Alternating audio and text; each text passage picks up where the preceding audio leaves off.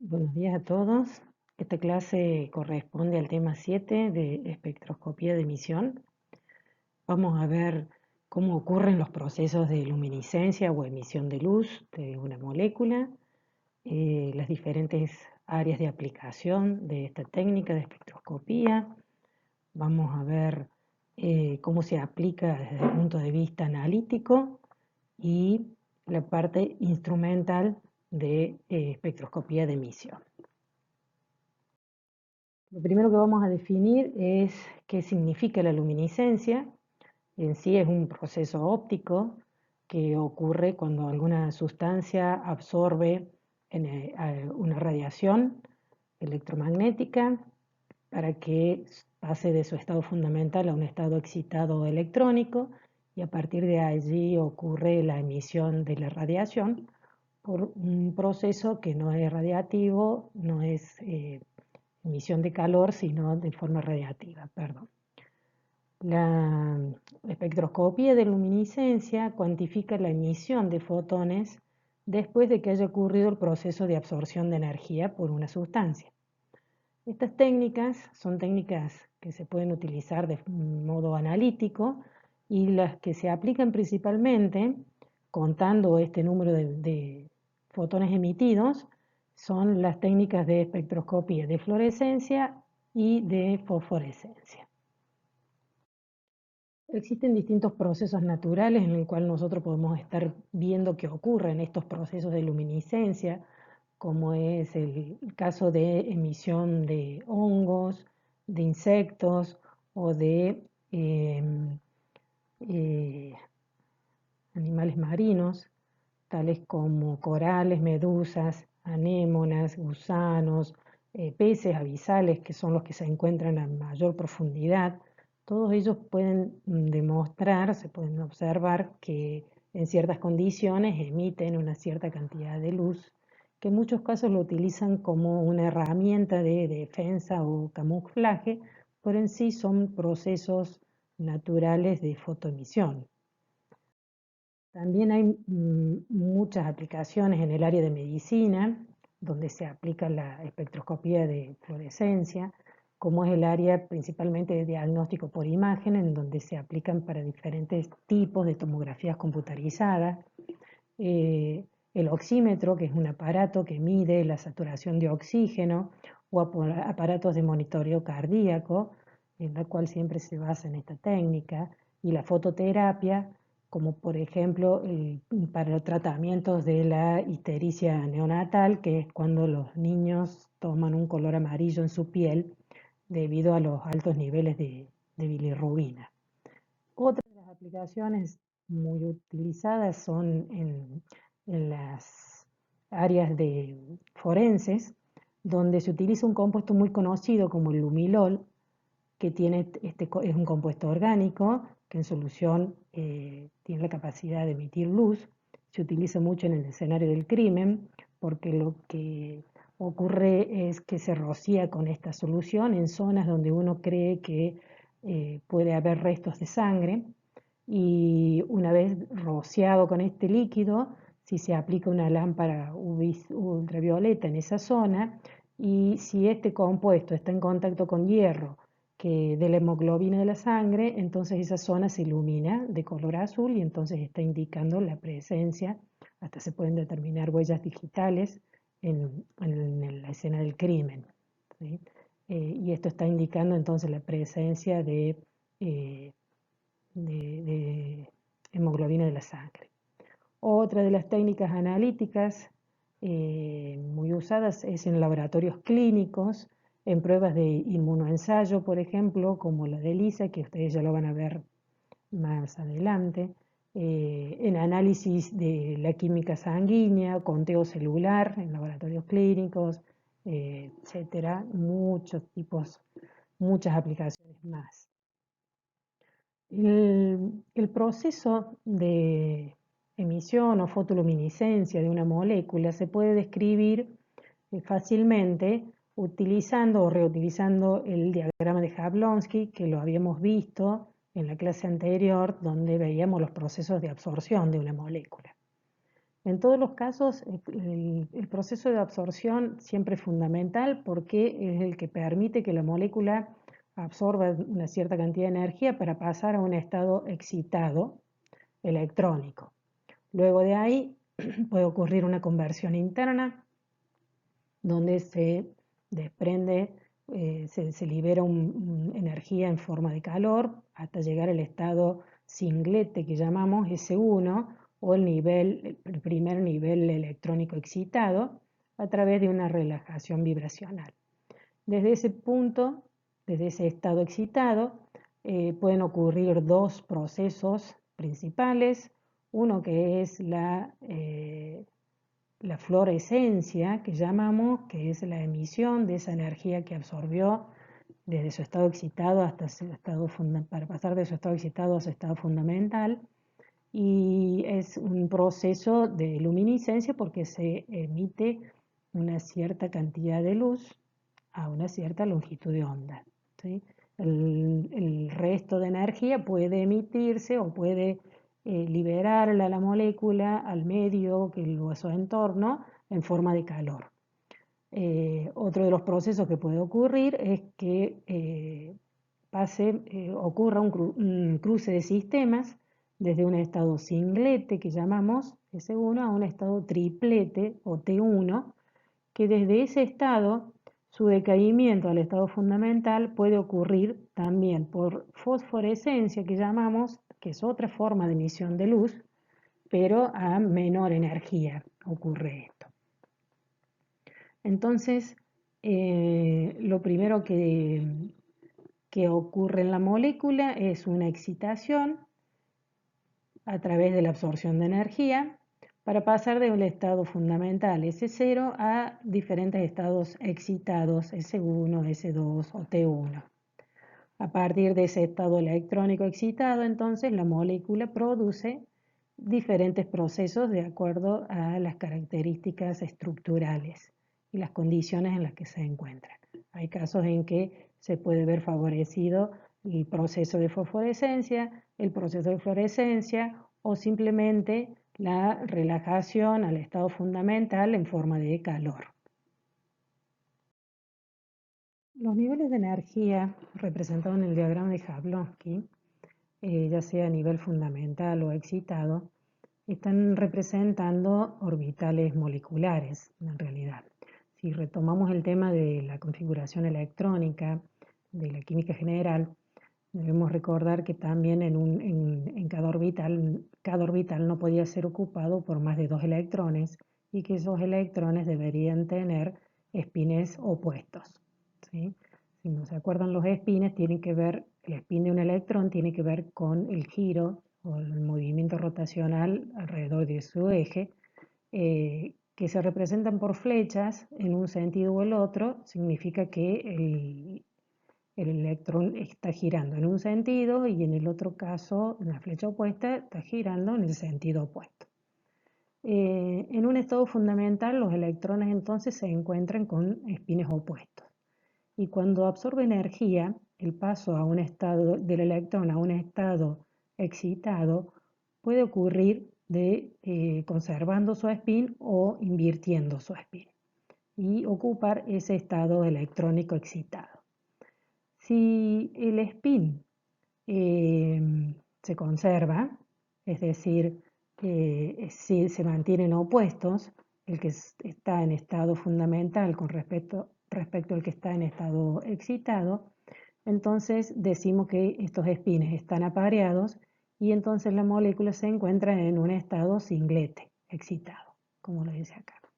Si en cambio el spin cambia de dirección, ¿sí?, el que estaba en estado fundamental, y conserva un spin similar al que está en el estado fundamental, entonces decimos que los electrones están desapareados y la molécula se encuentra en un estado excitado triplete.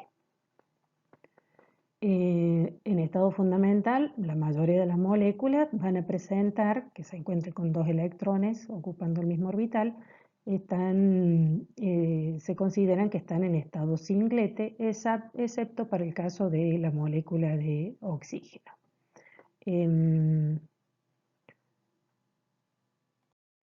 Una vez que la molécula absorbió energía y pasó a su estado excitado, pueden ocurrir diferentes procesos de desactivación de esa energía absorbida. ¿Sí? Puede ser que se desactiven a través de procesos radiativos o procesos no radiativos, como les había mencionado en un principio. Entonces, para diferenciar ambos procesos, incluimos dentro de lo que son los procesos radiativos la desactivación por fluorescencia a partir del estado singlete S1, que sería a partir de este nivel electrónico excitado, a los diferentes niveles vibracionales del estado fundamental, vibracionales rotacionales. Y el otro proceso radiativo es el de fosforescencia, que recordemos ocurre a través o a partir del estado excitado electrónico triplete. También por emisión de luz decae la energía hasta el estado fundamental. Y los procesos no radiativos involucrados en una molécula cuando pasa a su estado excitado son los de conversión interna, los de relajación vibracional al primer estado excitado singlete y el de cruce entre sistemas para pasar del singlete 1 al triplete 1. ¿Sí? Todos estos procesos de desactivación de energía van a depender del tipo de molécula y del entorno en el que se encuentren. Los procesos de desactivación no radiativos se representan con líneas punteadas y los de radiación, los procesos radiativos con líneas llenas. ¿Sí? Las moléculas que tienen la mayor capacidad de fluorecer o emitir luz con mayor intensidad son aquellas moléculas o compuestos que contienen grupos funcionales aromáticos con transiciones electrónicas que van desde los orbitales pi a los pi asteriscos de baja energía. Los compuestos aromáticos, por ejemplo, son algunos de los que tenemos acá presentes, que tienen dobles enlaces que representan los orbitales pi, conjugados con simples, doble simple, ¿se acuerdan? Este tipo de moléculas o de compuestos aromáticos, debido a que sus dobles enlaces se encuentran conjugados y que son moléculas más bien rígidas, son las que tienen mayor capacidad de emitir luz.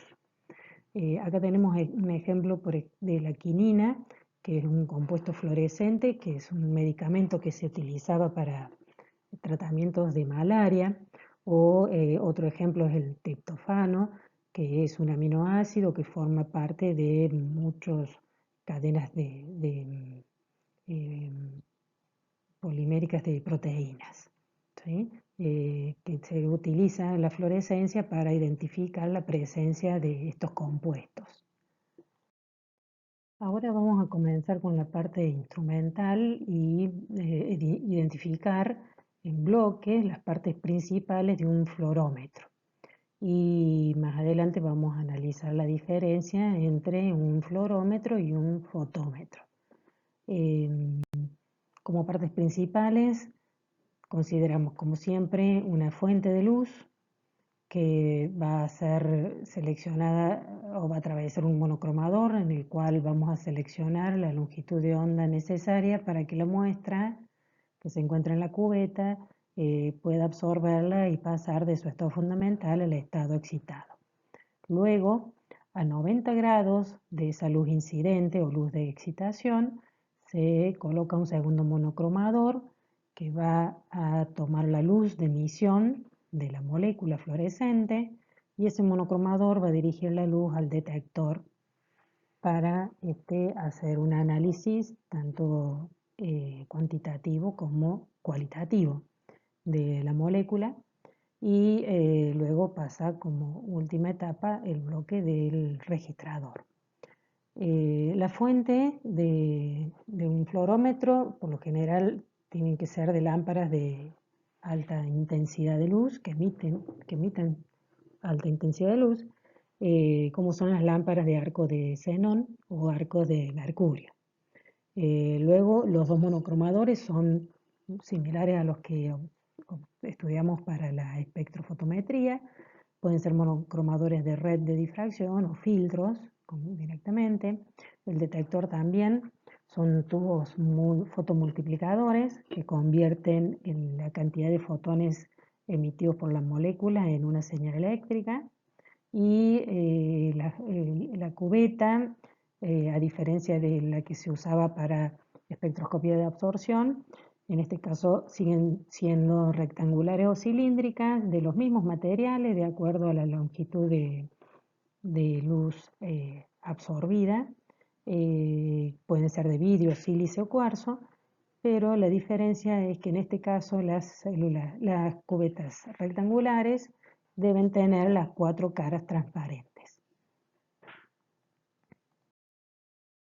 Acá tenemos un ejemplo de 3 tipos de espectros que podemos obtener para una misma molécula. Tenemos el espectro de absorción, que ya lo hemos visto en la clase anterior, que se obtiene utilizando como instrumento un espectrofotómetro. ¿Sí? Acá se mide la absorbancia de luz en función de la longitud de onda. Después un espectro de excitación y uno de fluorescencia o de emisión que se obtienen utilizando un instrumento llamado espectrofluorómetro. En este primer caso, en el espectro de excitación, se registra la intensidad de luz de fluorescencia manteniendo fija la longitud de onda de emisión y variando la de excitación. ¿Sí? Recuerden que la longitud de onda de emisión se fija con el segundo monocromador y la de excitación con el primer monocromador. Y en el caso del espectro de emisión, se obtiene manteniendo fija la longitud de onda de excitación, es decir, el monocromador 1, y variando la longitud de onda de emisión del monocromador 2. Y de ese modo se obtienen los espectros completos de la molécula, de diferentes tipos, ¿no? De absorción, excitación y emisión. Así como en los espectros de absorción necesitábamos seleccionar una longitud de onda de trabajo para hacer un análisis cuantitativo y construir una curva de calibración, lo mismo se puede aplicar para una determinación cuantitativa de un compuesto capaz de emitir luz, y para eso también debemos seleccionar una longitud de onda de trabajo que siempre experimentalmente se recomienda utilizar el máximo de emisión, en este caso, de su espectro de fluorescencia. Este ejemplo es la combinación de 3 espectros de excitación, fluorescencia y fosforescencia de una misma molécula, un ejemplo para el fenantreno, que fíjense, de acuerdo a su estructura, tiene capacidad para emitir la energía absorbida en forma de luz en ambos procesos, particularmente en este caso, tanto fluorescencia como fosforescencia. Fíjense que tenemos una molécula aromática con 3 anillos unidos, con dobles enlaces conjugados, o sea, con transiciones pi, pi asterisco, que cumple con las condiciones suficientes como para que estos procesos de radiactivos ocurran. Y lo que tenemos que destacar en estos espectros es que cada uno ocurren a diferentes regiones de longitudes de onda o diferentes energías. El primer proceso, que es el de excitación, es el paso de la transición electrónica del estado fundamental al estado excitado, por lo tanto es el que requiere de mayor energía o menor longitud de onda de absorción. El otro proceso, que es el de fluorescencia, ocurre a menor energía, que es el paso del estado excitado S1 hacia el estado fundamental, y el de fosforescencia, que pasa desde su estado tripleta excitado al fundamental. Recuerden que ocurre a una diferencia de niveles de energía menor que el proceso de fluorescencia. Por eso la disposición de los espectros sigue en este orden. Y es algo particular para cada una de las moléculas.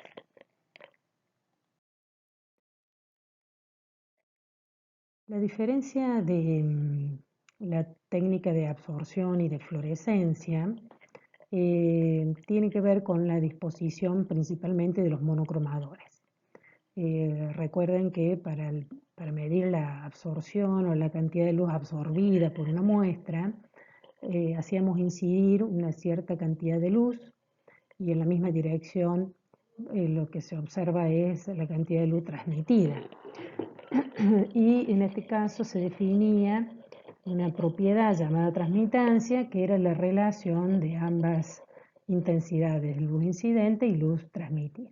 En este caso, como la intensidad de luz se mide en la misma dirección, teníamos que utilizar celdas con dos caras transparentes en ese mismo sentido. Mientras que en el caso de la fluorescencia tenemos una cubeta en la cual a una dirección recibe la luz incidente, I0, que proviene de la fuente, y la luz emitida se observa a 90 grados de esa luz incidente. Por lo tanto, en este caso necesitamos una celda con 4 caras transparentes y como similitud, los materiales utilizados en ambos casos va a depender de la longitud de onda de emisión de la fuente. Otra de las diferencias entre ambos procesos es que en el primer caso se mide la cantidad de luz absorbida, una medida indirecta, porque en realidad lo que está midiendo el instrumento es la luz transmitida, mientras que en la fluorescencia es una medida directa de la luz emitida por mi muestra. Como les había dicho, la lámpara que se utiliza en este caso para fluorescencia es una lámpara de xenón. Fíjense que acá tenemos una imagen de una lámpara original. Esto es un bulbo de cuarzo y adentro tenemos dos electrodos en la cual se genera un arco de electrones. Dentro de ese bulbo están los átomos gaseosos de xenón. Acá tenemos una representación gráfica de las partes principales de la lámpara. ¿Cómo funciona la lámpara? El gas xenón se encuentra a alta presión y cuando se aplica corriente entre los dos electrodos, entre el ánodo y el cátodo, hay un flujo de electrones que cuando chocan los átomos de xenón se forman iones, que esos iones, por recombinación con los electrones, el xenón vuelve a su estado fundamental y en ese momento es cuando emite luz, que es la que se utiliza de la lámpara. Otro de los procesos que puede ocurrir es que por la alta energía el xenón se excita, pasa a un estado excitado y al decaer nuevamente emite una cierta cantidad de luz. Este es el espectro de emisión de la lámpara de xenón. Fíjense que abarca un rango elevado desde 400 nanómetros aproximadamente hasta 1000-1200, que empieza un poquito a decaer. Los átomos de xenón que están en estado excitado, pero no ionizados, emiten una línea de emisión alrededor de 450 nanómetros, ¿sí?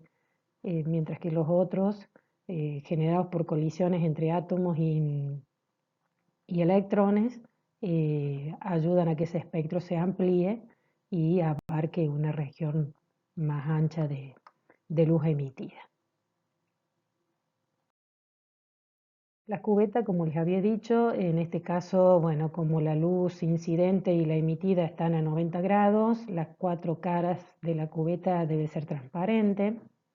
El material de la celda puede llegar a ser de cuarzo si necesitamos medir la luz incidente o si necesitamos en realidad que la muestra absorba y emita en este rango desde los 200 nanómetros a 2500 y si es de vidrio se va a poder utilizar para rangos de luz entre 320 a 2500 nanómetros. Estos son soportes, diferentes soportes de celdas, en la cual por un extremo entra la luz de la lámpara de excitación y a 90 grados se puede tomar la luz de emisión de la muestra. La técnica de fluorescencia es una técnica de alta sensibilidad y es un método muy específico. Los límites de detección en este caso pueden llegar a ser 3 órdenes de magnitud más pequeños que los límites establecidos para la espectroscopía por absorción. Y las ventajas de esta técnica con respecto a la espectroscopía de absorción es que bueno, se utilizan dos longitudes de onda de estudio, que es el de excitación y el de emisión, lo cual implica menos interferencia de luz que llegue al detector. Es insensible a la turbidez, se logra menor ruido de fondo a concentraciones bajas de muestra y es muy sensible a los cambios en el entorno, como cambios de temperatura, de pH, cambios de polaridad de solvente, lo cual también puede dar bastante información respecto a las propiedades de la molécula fluorescente. El uso de esta técnica para aplicaciones analíticas tiene que o implica la relación lineal entre la intensidad de fluorescencia y la concentración de la muestra. Se ha demostrado matemáticamente que bajo ciertas condiciones la intensidad de fluorescencia puede relacionarse directamente con la concentración de una especie. Y aplicando la ley de Lambert-Beer se puede derivar una ecuación como esta, en la que tenemos un término que involucra la concentración, el épsilon, el coeficiente de extinción molar de la especie emisora y el espesor de la celda. Este término directamente es la absorción de la solución, pero tiene una dependencia exponencial con la intensidad de fluorescencia. Luego las constantes de proporcionalidad son el rendimiento cuántico de fluorescencia, que es una constante característica de la molécula que relaciona la cantidad de luz absorbida que es convertida en radiación fluorescente. Y el I sub 0, que es la intensidad de luz incidente. Cuando podemos analizar dos casos extremos, uno en el que este término sea muy grande, que tiende a infinito, entonces el exponencial del infinito va a tender a cero y en ese caso, bueno, este término se anula y por lo tanto en esas condiciones de trabajo la intensidad de fluorescencia va a ser directamente proporcional a la intensidad de luz incidente. Por lo tanto, en estas condiciones no podemos hacer ningún estudio analítico o determinación de concentraciones de una especie fluorescente. Pero si por lo contrario este término, epsilon por C por B, es muy pequeño, es decir, para valores de absorbancia menores a 0,01, lo cual significa trabajar con soluciones muy diluidas, se puede demostrar por una aproximación que la intensidad de fluorescencia puede llegar a ser directamente proporcional a la concentración de la muestra. Y en ese caso llegamos a esta condición experimental en la cual se puede aplicar un análisis cuantitativo. Estando en estas condiciones de concentraciones muy diluidas o absorbancias menores a 0,01, se puede construir una curva de calibración, como de la misma forma en que lo aplicábamos para espectroscopía de absorción. Pero en este caso lo que hacemos es medir la intensidad de fluorescencia a una longitud de onda definida, longitud de onda de trabajo, que sería una longitud de emisión definida, en función de las concentraciones conocidas de soluciones patrones de la especie fluorescente. Se construye la curva y se trabaja siempre en la zona lineal, donde la intensidad de fluorescencia es directamente proporcional a la concentración de la muestra. Por supuesto que de la pendiente se van a obtener los valores de estas constantes de proporcionalidad. Para concentraciones muy altas, entonces la intensidad de fluorescencia, que acá está representada con una F mayúscula, alcanza un máximo y se si se mantiene constante y debido a varias causas, pero principalmente debido a la absorción de la radiación emitida por otras moléculas de las solubles en esa muestra. Y en la zona lineal se estaría trabajando cuando la absorbancia de esta especie emisora es menor a 0,05 valores de absorbancia. Y en estas condiciones experimentales entonces hay que descartar los puntos donde ya se observa una desviación de la linealidad y trabajar analíticamente con la zona lineal. Experimentalmente hay que seguir una serie de pasos para hacer la determinación de la concentración de un compuesto fluorescente. Lo primero que debemos conocer es el espectro de absorción o el de excitación de ese compuesto puro, para luego seleccionar la longitud de onda de excitación a la cual se va a excitar la muestra, para que se absorba esa energía y pase de su estado fundamental al estado excitado. Esta longitud de onda de excitación se fija, recuerden, con el monocromador 1 de un espectrofluorómetro. Luego, a partir del compuesto puro, se preparan soluciones de concentraciones conocidas, que van a ser las soluciones patrones obtenidas de una solución stock de ese compuesto. A cada una de esas soluciones, o a una de ellas, mejor dicho, se le realiza el espectro de emisión y de acuerdo a ese espectro se selecciona la longitud de onda máxima de emisión para, con ese dato, utilizarlo como longitud de onda de trabajo y construir la curva de trabajo o la curva de calibración, manteniendo fija esa longitud de onda de emisión, que se podrá medir para cada una de las soluciones patrones preparadas de concentración conocida, siempre a esa longitud de onda fija de trabajo. Esa longitud de onda se va a fijar en el espectrofotómetro o en el fluorómetro con el monocromador 2. Con el monocromador 1 entonces se selecciona la longitud de onda de excitación determinada cuando se conoció su espectro y luego se fija con el monocromador 2 la longitud de onda de fluorescencia para medir a cada solución patrón su intensidad de fluorescencia en esas condiciones fijas ya de trabajo. Luego se construye la curva de calibración o curva de trabajo al medir la intensidad de fluorescencia en función de la concentración de las soluciones patrones. A partir de aquí, luego de obtener los valores de intensidad de fluorescencia, la longitud de onda de emisión o longitud de onda de trabajo, para cada una de las soluciones patrones preparadas se construye la curva de trabajo o curva de calibración. Se trabaja obviamente en la zona lineal de los puntos, los otros puntos se descartan y se procede a medir la fluorescencia, intensidad de fluorescencia de la muestra. Por interpolación se determina la concentración de esa especie fluorescente y hay que tener en cuenta que en muchos casos, si la intensidad de fluorescencia de la muestra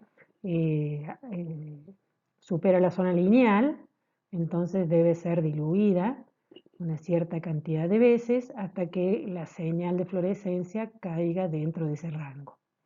El factor S de dilución debe ser conocido para que al determinar la concentración a través del gráfico de trabajo se multiplique por ese factor de dilución para obtener el valor real de la concentración de la muestra original sin diluir.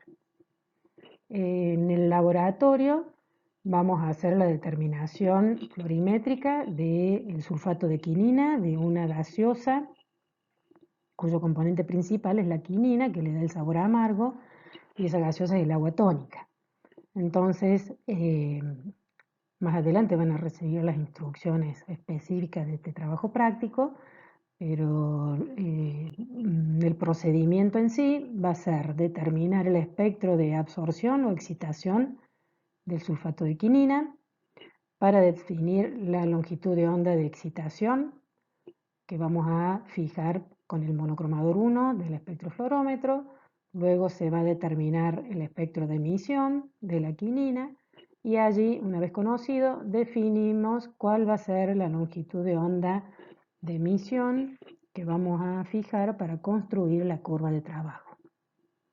Luego se va a medir la intensidad de fluorescencia en esa longitud de onda de trabajo para todas las soluciones patrones y por último la intensidad de fluorescencia de la muestra de gaseosa y determinaremos la concentración de quinina que contiene. Van a ver que si traen distintas muestras de agua tónica, o sea, de distintas marcas, la concentración de quinina varía bastante de acuerdo al origen de muestra.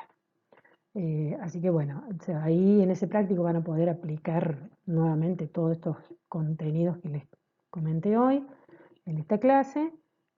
Van a ver también las partes principales de un espectrofotómetro y de un espectrofluorómetro. Vamos a hacer dos prácticos en uno. Así que espero que lo aprovechen. Después tenemos la clase de problemas que van a tener que resolver en la próxima clase antes de llevar a cabo este laboratorio. Así que bueno, mucha suerte, los saludo a todos.